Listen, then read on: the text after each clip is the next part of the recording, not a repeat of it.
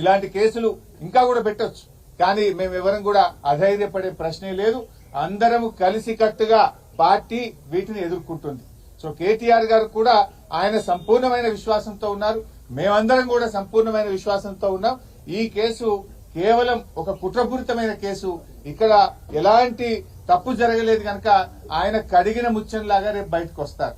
మాకు ఆ ధైర్యం ఉంది కనుక, తప్పు చేయలేదు కనుక విచారణకు వెళ్తాం. మేము న్యాయస్థానాలకు సహకరిస్తాం, అధికారులకు కూడా సహకరిస్తాం.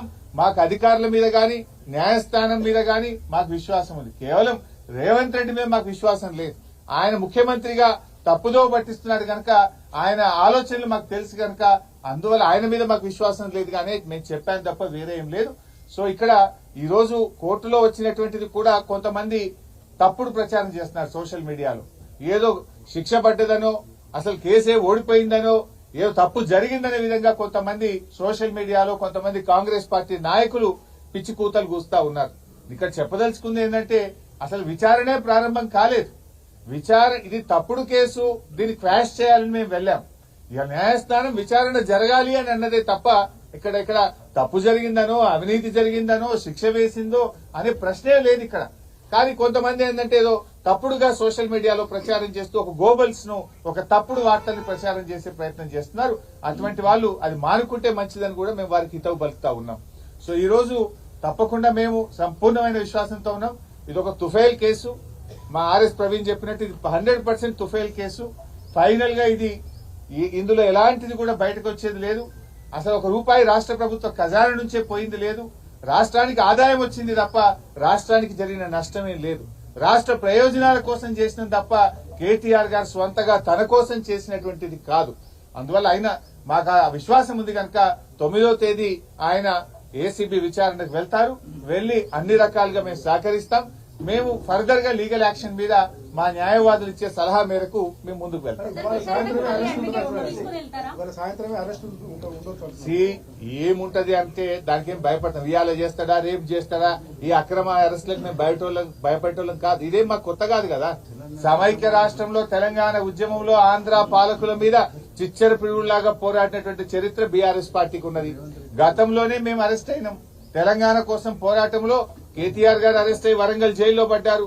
మా నాయకులందరూ కూడా అరెస్ట్ అయ్యి జైళ్లలో పడ్డారు. ఏం జరిగింది?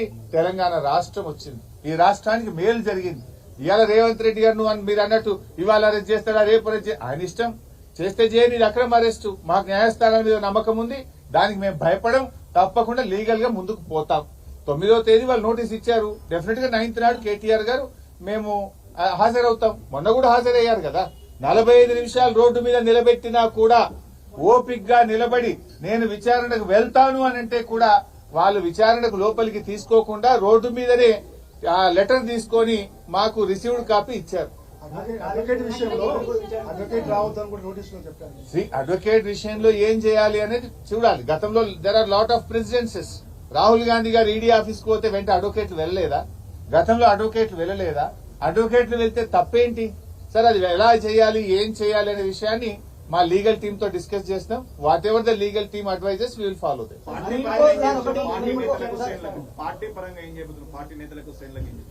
ఏం చేయాలని మేము ఆలోచిస్తాం.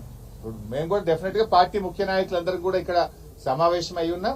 గవర్నమెంట్ యొక్క చర్యల్ని బట్టి పార్టీ పరంగా మేము ఎలాంటి నిర్ణయాలు తీసుకోవాలనే దాని మీద చేస్తాం. ఒకటి మాత్రం క్లియర్ బై సాబ్, ఆయన అరెస్ట్ చేయని ఇంకా 100 కేసులు పెట్టని రేవంత్ రెడ్డి ప్రశ్నించడం ఆగది.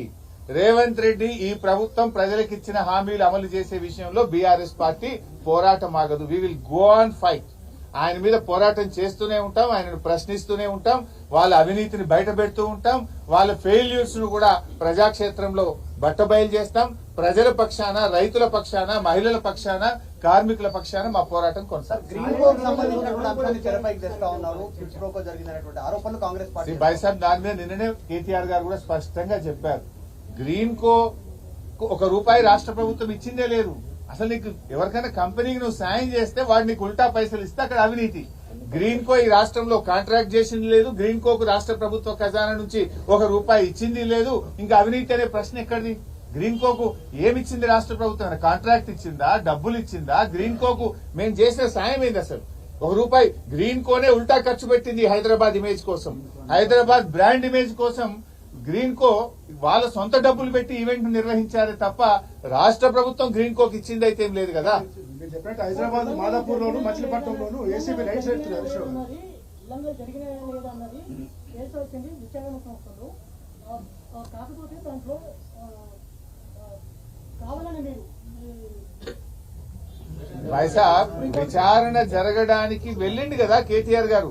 ఏసీబీ నోటీస్ ఇస్తే మేము ఎక్స్టెన్షన్ ఇస్తాము, మాకు బిజీ ఉన్నాము, మళ్ళీ వస్తామని కూడా చెప్పలే. వాళ్ళు ఇచ్చిన టైంకు ఇచ్చిన తేదీకి కేటీఆర్ గారు నిజాయితీగా ఏసీబీ ఆఫీస్ కు పోయినాడు.